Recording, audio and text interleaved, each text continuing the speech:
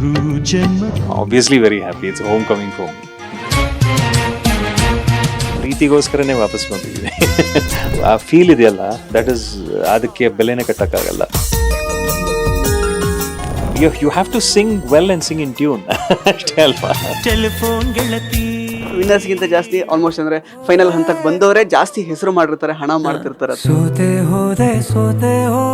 Female ಅಭಿಮಾನಿಗಳಿಗೆ ಹೇಗೆ ಈ ಒಂದು ಚಾರ್ಮ್ ನ ನೀವು ಮೇಂಟೈನ್ ಮಾಡ್ಕೊಂಡ್ ಬಂದಿದ್ದೀರಾ ಇಷ್ಟು ವರ್ಷ ಆದ್ರೂ? ಹಾಡೋ ಪ್ರಯತ್ನದಲ್ಲೇ ನಮಗೆ ತಾನಾಗಿ ಒಬ್ಬನ ಬಂದು ನಮ್ಮನ್ನು ಅಪ್ಕೊಂಡ್ಬಿಡುತ್ತೆ. ನಮಸ್ಕಾರ ಸ್ನೇಹಿತರೆ, ನ್ಯಾಷನಲ್ ಟಿವಿ ಅರ್ಪಿಸುವ ಈ ಒಂದು ವಿಶೇಷ ಸೆಗ್ಮೆಂಟ್ಗೆ ಸ್ವಾಗತ. ನಾನು ಸುಜಯ್ ರಾಜ್. ಸ್ನೇಹಿತರೆ, ಕನ್ನಡಿಗರ ಮನಗಳನ್ನು ತಲುಪಿರುವಂತಹ ಸಿಂಗಿಂಗ್ ರಿಯಾಲಿಟಿ ಶೋ ಸರಿಗಮಪ ಸೀಸನ್ 21 ಈಗ ಸದ್ಯದಲ್ಲೇ ಶುರು ಆಗ್ತಾ ಇದೆ. ಸದ್ಯಕ್ಕೆ ಈ ಒಂದು ಸೀಸನ್ನಲ್ಲಿ ಮತ್ತೆ ರೀ ಎಂಟ್ರಿ ಕೊಟ್ಟಿರುವಂತಹ ರಾಜೇಶ್ ಕೃಷ್ಣನ್ ಅವರು ನಮ್ಮ ಜೊತೆಗಿದ್ದಾರೆ. ಮಾತಾಡಿಸ್ತಾ ಹೋಗೋಣ ಬನ್ನಿ. Sir, firstly congratulations. ಮತ್ತೆ ನೀವು ವಾಪಸ್ ಸರಿಗಮಪ ಸೀಸನ್ಗೆ ಎಂಟ್ರಿ ಕೊಟ್ಟಿದ್ದೀರಾ. ಸೊ ಸಾಕಷ್ಟು ಸೀಸನ್ಗಳ ಒಂದು ಗ್ಯಾಪ್ ಆಗಿತ್ತು. ಸೊ ಈಗ ಎಷ್ಟು ಖುಷಿ ಆಗ್ತಾ ಇದೆ? Yeah, I was a little busy with my schedules, so ಹಾಗಾಗಿ ಆಗ್ತಿರ್ಲಿಲ್ಲ. So obviously very happy. It's homecoming for me. ಯಾಕೆ ಸರ್ ಈ ಗ್ಯಾಪ್ ಯಾಕೆ ಆಯಿತು? ಬಿಕಾಸ್ ಪ್ರೇಕ್ಷಕರು ಸಿಕ್ಕಾಪಟ್ಟೆ ಮಿಸ್ ಮಾಡ್ಕೊಂಡ್ರು ನಿಮ್ಮನ್ನು, ಜಡ್ಜಸ್ಗಳ ಜೊತೆಗೆ. ಯಾಕಂದ್ರೆ ಕಂಟೆಸ್ಟೆಂಟ್ಸ್, ಜೂರಿ ಮೆಂಬರ್ಸ್ ಆಗಿರ್ಬೋದು, ಎಲ್ಲರೂ ಕೂಡ ನೀವು ಒಬ್ಬರು ಇರ್ತಿದ್ರೆ ಅದೊಂಥರ ಕಂಪ್ಲೀಟ್ ಅಂತ ಸಿಕ್ಕಾಪಟ್ಟೆ ಜನ ಹೇಳ್ಕೊಳ್ತಾ ಇದ್ರು, ಅವ್ರ ಒಪಿನಿಯನನ್ನು ಹೊರಗೆ ಹಾಕ್ತಿದ್ರು. ಯಾಕೆ ಆ ಗ್ಯಾಪ್ ಕೊಟ್ರಿ ನೀವು ಅಂತ? ನಾನೇನೋ ಒಂದು ಇದನ್ನ ಎಕ್ಸ್ಪೆಕ್ಟ್ ಮಾಡಿ ಅಂತ ಹೋಗಿಲ್ಲ. I was very busy with my schedule, so match ಮಾಡೋಕ್ಕಾಗಿಲ್ಲ. ಬಟ್ ತುಂಬಾನೇ ಒಂದು ತೃಪ್ತಿಕರವಾದ ಒಂದು ಫೀಡ್ಬ್ಯಾಕ್ ನನಗೆ ಸಿಕ್ಕಿದ್ದು ನನಗೆ ತುಂಬ ಸಂತೋಷ ಆಗ್ತಾ ಇದೆ. When people say that sir, ನಿಮ್ಮ ಜಡ್ಜ್ಮೆಂಟ್ ಆಗಿರ್ಬೋದು, ಗೈಡೆನ್ಸ್ ಆಗಿರ್ಬೋದು ಅಂತ ಹೇಳಿದಾಗ, ಹೇಳಬೇಕು ಅಂದರೆ ಆ ಒಂದು ಪ್ರೀತಿಗೋಸ್ಕರನೇ ವಾಪಸ್ ಬಂದಿದ್ದೀನಿ. ಅವರು ನನ್ನ ಮೇಲಿಟ್ಟಿರುವಂತಹ ಪ್ರೀತಿ ವಿಶ್ವಾಸಕ್ಕೆ. ಈ ಒಂದು ಸೀಸನ್ನ ಮುಖ್ಯ ಸ್ಪೆಷಾಲಿಟಿ ಅಂದರೆ ನೀವೇನೆ. ಇದನ್ನು ಹೊರತುಪಡಿಸಿ ಈ ಸೀಸನಲ್ಲಿ ಬೇರೆ ಯಾವ ರೀತಿಯೆಲ್ಲ ವಿಶೇಷತೆಗಳಿರುತ್ತೆ? ಕಳೆದ ಇಷ್ಟು ಸೀಸನ್ಗಳಲ್ಲಿ ಇದೆಷ್ಟು ಸ್ಪೆಷಲ್ ಅಂತ ಅನ್ಸ್ಕೊಳ್ಳುತ್ತೆ? ಪ್ರತಿಭಾ ಶೋಧನೆ ಅನ್ನೋದೇ ಇಲ್ಲಿ ಮುಖ್ಯವಾದ ಗುರಿ. ಆ್ಯಂಡ್ ಹೊಸ ಹೊಸ ಸಿಂಗರ್ಸನ್ನು ಪರಿಚಯ ಮಾಡ್ತಾ ಹೋಗೋದು. ಆ್ಯಂಡ್ ಒಂದು ಪ್ರತಿಭೆಯನ್ನು ನಾವು ಐಡೆಂಟಿಫೈ ಮಾಡಿದಾಗ ಇನ್ನೆಷ್ಟು ತಿದ್ದು ತೀಡಿ ನಮ್ಮ ಒಂದು ಅನುಭವಗಳನ್ನು ಅದಲ್ಲಿ ಸೇರಿಸ್ಕೊಂಡು ಏನನ್ನು ಪ್ಲಸ್ ಮಾಡ್ಕೋಬೋದು, ಏನನ್ನು ಮೈನಸ್ ಮಾಡಬೇಕು, ಅದನ್ನೆಲ್ಲ ಹೇಳ್ತಾ ಬಂದು ವೆನ್ ವಿ ಸಿ ಸಿಂಗರ್ಸ್, ನಾನು ಆವಾಗಲೇ ಹೇಳಿದೆ, ಅದು ಒಂದು ಉದ್ಯೋಗ ಸೃಷ್ಟಿ ಮಾಡೋದು ನಮಗೆ ತುಂಬ ಖುಷಿ ಆಗುತ್ತೆ. When somebody comes to the stage and they are able to, ಅಂದರೆ ಆ ಒಂದು ಎಕ್ಸ್ಪೋಜರಿಂದ, ಸರ್ ನಿಮ್ಮದು ಒಂದು ಕಾರ್ಯಕ್ರಮ ಎಷ್ಟು ಚಾರ್ಜ್ ಮಾಡ್ತೀರಾ ಅಂತ ಹೇಳಿ ಆ ಫೀಲ್ ಇದೆಯಲ್ಲ, ದಟ್ ಈಸ್, ಅದಕ್ಕೆ ಬೆಲೆನೇ ಕಟ್ಟಕ್ಕಾಗಲ್ಲ. ಸೊ ಹಾಗಾಗಿ ಅದು ಎಷ್ಟೋ ನಮ್ಮ ಸ್ಪರ್ಧಿಗಳು, ಈಗ ಹಿಂದೆ ಭಾಗವಹಿಸಿದಂತಹ ಎಷ್ಟೋ ಸ್ಪರ್ಧಿಗಳು ಅದನ್ನು ಮಾಡ್ತಿದ್ದಾರೆ. ಇನ್ಫ್ಯಾಕ್ಟ್ ದೇ ಸಿಂಗ್, ನಾವೆಲ್ಲರೂ ಒಟ್ಟಿಗೆ ಸ್ಟೇಜ್ ಮೇಲೆಲ್ಲ ಹಾಡ್ತೀವಿ. ಸೊ ನಾನು ಸಾಕಷ್ಟು ಬಾರಿ ಅದನ್ನು ವೇದಿಕೆ ಮೇಲೂ ಹೇಳಿದ್ದೀನಿ. ಒಬ್ಬ ಸ್ಪರ್ಧಿಯಾಗಿ ನೋಡಿದಂತಹ ಸಿಂಗರು ಈಗ he or C singing with me on stage ಅಂತ ಹೇಳಿದಾಗ ಅದರ ಒಂದು ಹೆಮ್ಮೆ. ಯಾಕೆಂದರೆ ವಿ ನೋ ಅವ್ರು ತುಂಬ ರಾ ಆಗಿರ್ತಾರೆ. ಕೆಲವು ಸಲ they will not know exactly how to present themselves ಅಂತ.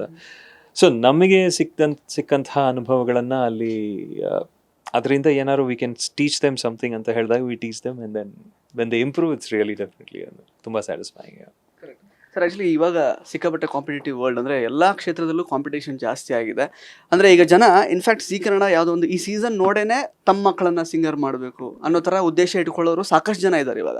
ಸೊ ಇಷ್ಟೊಂದು ಕಾಂಪಿಟೇಟಿವ್ ವರ್ಲ್ಡ್ ಇರುವಾಗ ಅಂದರೆ ಟ್ಯಾಲೆಂಟ್ ಕೂಡ ಮುಖ್ಯ ಆಗುತ್ತೆ, ಲಕ್ ಫ್ಯಾಕ್ಟರ್ ಸಾಕಷ್ಟು ಮುಖ್ಯ ಆಗುತ್ತೆ. ಬಟ್ ಸ್ಟಿಲ್ ನಮ್ಮದೇ ಆದಂತಹ ಒಂದು ಛಾಪನ್ನು ಮೂಡಿಸಬೇಕು ಅಂತಂದರೆ ಸಿಂಗರ್ಸ್ಗಳಲ್ಲಿ ಏನಿರಬೇಕು?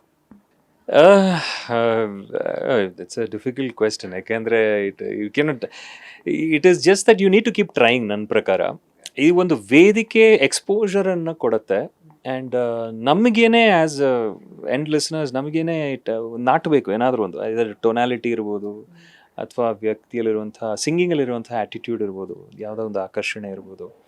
ಸೊ ಅದು ಎಲ್ಲೋ ಒಂದು ಕಡೆ ಅದು ಇದ್ದಾಗ ಖಂಡಿತ ಅದು ಕೆಲಸ ಮಾಡುತ್ತೆ. So I feel, I don't know, ಅಂದರೆ you have to sing well and sing in tune ಅಷ್ಟೇ ಅಲ್ವಾ. ಈಗ ಇನ್ನು ಆ್ಯಕ್ಚುಲಿ ಈ ಒಂದು ವೇದಿಕೆಯಿಂದ ಹೊರಗೆ ಬಂದವರಲ್ಲಿ ಸಾಕಷ್ಟು ಜನ ಸಾಕಷ್ಟು ಒಳ್ಳೆ ಹೆಸರುಗಳನ್ನು ಮಾಡಿದ್ದಾರೆ. But most of the times ಹೇಗಾಗುತ್ತೆ ಅಂದರೆ ವಿನ್ನರ್ಸ್ಗಿಂತ ಜಾಸ್ತಿ ಆಲ್ಮೋಸ್ಟ್ ಅಂದರೆ ಫೈನಲ್ ಹಂತಕ್ಕೆ ಬಂದವರೇ ಜಾಸ್ತಿ ಹೆಸರು ಮಾಡಿರ್ತಾರೆ, ಹಣ ಮಾಡ್ತಿರ್ತಾರೆ, ಅಥವಾ ಪಾಪ್ಯುಲಾರಿಟಿ ಸಿಕ್ಕಾಪಟ್ಟೆ ಸಿಕ್ಕಿರುತ್ತೆ. ಇದನ್ನು ಹೆಂಗೆ ವಿಶ್ಲೇಷಣೆ ಮಾಡ್ತೀರಾ ನೀವು ಅಂತ? ಏನಿಲ್ಲ, ಅದು ಏನಾಗುತ್ತೆ, ಇಲ್ಲಿ ಇರುವಂಥ ಕ್ರೈಟೀರಿಯನ್ ಪ್ರಕಾರ ನಾವು ಜಡ್ಜ್ ಮಾಡ್ತಾ ಹೋಗ್ತೀವಿ. ಅದರಲ್ಲಿ ಕೆಲವರು they will be very good in one particular zone of singing, either folk ಇರ್ಬೋದು ಅಥವಾ ವೆಸ್ಟರ್ನೈಸ್ಡ್ ಇರ್ಬೋದು ಅಥವಾ ಇನ್ನೊಂದು ಘಜಲ್ ಸ್ಟೈಲಲ್ಲಿ ಇರ್ಬೋದು.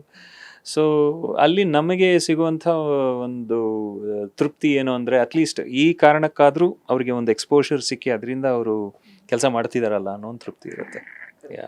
ಸರ್ ಆ್ಯಕ್ಚುಲಿ ಸಾಕಷ್ಟು ವರ್ಷಗಳಿಂದ ನಿಮ್ಮನ್ನು ನೋಡ್ತಾ ಇದ್ದೀವಿ ನಾವು. ಆ್ಯಕ್ಚುಲಿ ನಾವು ಹುಟ್ಟಕ್ಕಿಂತ ಮುಂಚೆಯಿಂದಲೇ ನೀವು ಹಾಡ್ತಾ ಇದ್ದೀರಾ. ಬಟ್ ಸ್ಟಿಲ್ ಪ್ರೇಕ್ಷಕರಿಗೆ ಒಂದು ಪ್ರಶ್ನೆ ಇರುತ್ತೆ, ನಿಮ್ಮ ಫೀಮೇಲ್ ಅಭಿಮಾನಿಗಳಿಗೆ, ಹೇಗೆ ಈ ಒಂದು ಚಾರ್ಮ್ನ ನೀವು ಮೇಂಟೈನ್ ಮಾಡ್ಕೊಂಡು ಬಂದಿದ್ದೀರಾ ಇಷ್ಟು ವರ್ಷ ಆದ್ರೂ? ನಿಮ್ಮ ವಾಯ್ಸಲ್ಲಿ ಆಗಿರುವ ಚಾರ್ಮ್ ಇರ್ಬೋದು, ಲೈಕ್ ನೋಡಲಿಕ್ಕೆ ಕೂಡ ಹೆಂಗೆ ಅಂತ. Thank you so much. ನನಗೆ ನೋಡೋದಕ್ಕಿಂತ ಅದು ಓಕೆ, ಅದು ಬಟ್ ನೀವು ವಾಯ್ಸ್ ಅಂತ ಹೇಳಿದಾಗ ತುಂಬ ಥ್ಯಾಂಕ್ಸ್ ಟು ದ ಡಿವೈನ್, ಅಷ್ಟೇ, ಇನ್ನೇನು ಹೇಳೋಕ್ಕಾಗಲ್ಲ. ಅಪ್ಪ ಅಮ್ಮನ ಆಶೀರ್ವಾದ, ಎಲ್ಲ ವೆಲ್ ವಿಷರ್ಸ್ ಆಶೀರ್ವಾದ, ಮಾತಂಗಿ ಆಶೀರ್ವಾದ ಅಷ್ಟೇ. ಸೊ ಯಾಕೆಂದರೆ ಮತ್ತೆ SPB ಸರ್ ಅವರ ಅಭಿಮಾನಿ ಆಗಿರೋದ್ರಿಂದ ಅಲ್ಲಿ ಕಾಂಪ್ರಮೈಸೇ ಇಲ್ಲ. ಅಂದರೆ ಅವರ ಹಾಡುಗಳನ್ನು ಹಾಡ್ತಾ ಆದರೆ ಅದನ್ನು ಹಾಡೋ ಪ್ರಯತ್ನದಲ್ಲೇ ನಮಗೆ ತಾನಾಗಿ ಒಬ್ಬನ ಬಂದು ನಮ್ಮನ್ನು ಅಪ್ಕೊಂಡ್ಬಿಡುತ್ತೆ. Probably that's what it is. So ಈ ಪರ್ಟಿಕ್ಯುಲರ್ ಸೀಸನ್ನ ಜನಗಳಿಗೆ ಯಾಕೆ ನೋಡಲೇಬೇಕು, ಮಿಸ್ ಮಾಡಿದೆ? ಕೊನೆಯದಾಗಿ ಸರಿಗಮಪ ಬಂದು ಅದು ಒಂಥರ ಇಟ್ ಇಸ್ ರಿಲಿಜನ್ ಈಗ. ಸೊ ಹಾಗಾಗಿ ಇಲ್ಲಿ ಏನಿಲ್ಲ, ಮ್ಯೂಸಿಕ್ಗೋಸ್ಕರ, ಮ್ಯೂಸಿಕ್ಕಲ್ಲಿ ಆಗುವಂಥ ಎಕ್ಸ್ಪೆರಿಮೆಂಟೇಷನ್ಗೋಸ್ಕರ ಖಂಡಿತ ನೋಡ್ತಾ ಹೋಗಿ ಅಂತಲೇ ಹೇಳಕ್ಕೆ ಇಷ್ಟಪಡ್ತೀನಿ. ಥ್ಯಾಂಕ್ ಯು ಸೋ ಮಚ್ ಇಷ್ಟು ಸಮಯ ನಮಗೋಸ್ಕರ ಕೊಟ್ಟು ಮಾತಾಡಿದ್ದಕ್ಕೆ. ಆಲ್ ದ ಬೆಸ್ಟ್ ನಿಮಗೆ. ಎಸ್. ಸೊ ಸ್ನೇಹಿತರೆ, ಇದಾಗಿತ್ತು ರಾಜೇಶ್ ಕೃಷ್ಣನ್ ಅವರ ಮಾತುಗಳು. ಮತ್ತೆ ಭೇಟಿ ಆಗ್ತಾ ಇರೋಣ. ಧನ್ಯವಾದ.